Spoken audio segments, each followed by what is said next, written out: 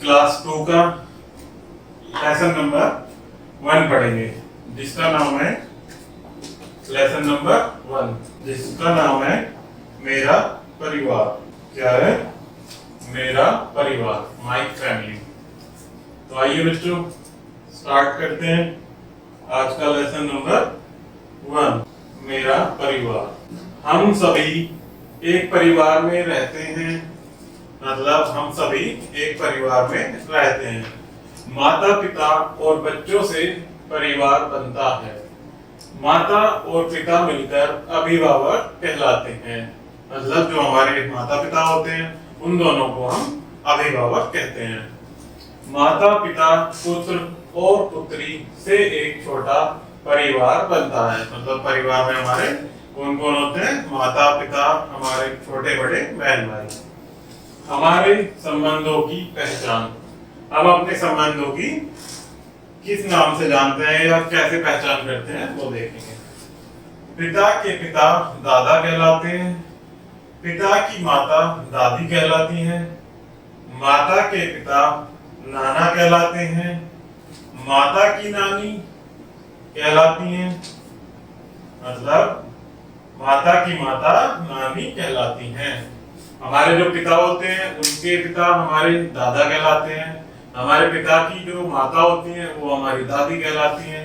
Same जैसे ही हमारी माता के पिता होते हैं वो हमारे नाना कहलाते हैं और हमारी माता की माता नानी कहलाती हैं।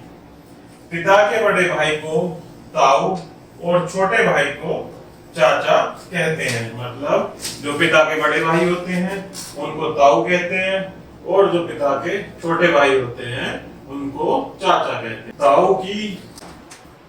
ताऊ की पत्नी को ताई और चाचा की पत्नी को चाची कहते हैं। उनके पुत्र पुत्री चचेरे भाई बहन कहलाते हैं, मतलब जैसे हमारे सगे भाई होते हैं ऐसे ही हमारे चाचा ताऊ के बच्चों को हम चचेरे भाई बहन कहते हैं। माता के भाई को मामा और उनकी पत्नी को मामी कहते हैं। पिता की बहन को बुआ और माता की बहन को मौसी कहते हैं। इस तरह से हमारे अलग अलग संबंध होते हैं, उनको हम उनके जिस नाम से पुकारते हैं उनको हम सगे संबंधियों के तरीके से जो समाज में रिश्ते बने आए हैं उसके हिसाब से हम उन्हें पुकारते हैं। इन सबको संबंधी कहते हैं, इन सबको संबंधी कहते हैं। संबंधियों को बहुत प्यार करते हैं तथा उनका ख्याल रखते हैं। जो हमारे सगे संबंधी होते हैं उनका हम ख्याल रखते हैं और उनको बहुत ही प्यार करते हैं। जब कई संबंधी एक साथ रहते हैं तो इसे संयुक्त परिवार कहते हैं। जब कई संबंधी एक साथ रहते हैं तो उसे संयुक्त परिवार कहते हैं। एक दूसरे की सहायता करते हैं। परिवार के सब सदस्यों का एक सामान्य नाम अथवा एक पारिवारिक नाम होता है, यह उपनाम कहलाता है, जैसे जैन, शर्मा, अंसारी अथवा रेड्डी। उपनाम मुख्य नाम के बाद बोला जाता है, अर्थात हमारे परिवार में एक सभी सदस्यों का उपनाम अर्थात सरनेम जिसे हम कहते हैं वो एक पारिवारिक नाम होता है। जैसे हमने पढ़ा जैन, शर्मा, अंसारी अथवा रेड्डी। उपनाम मुख्य नाम के बाद बोला जाता है, जैसे मोहन, शर्मा, सोहन, जैन, इस तरह से। यह दर्शाता है कि व्यक्ति कौन से परिवार से संबंध रखता है, अर्थात इससे पता चलता है कि वो जैन है, शर्मा है, वर्मा है, एक्सेट्रा।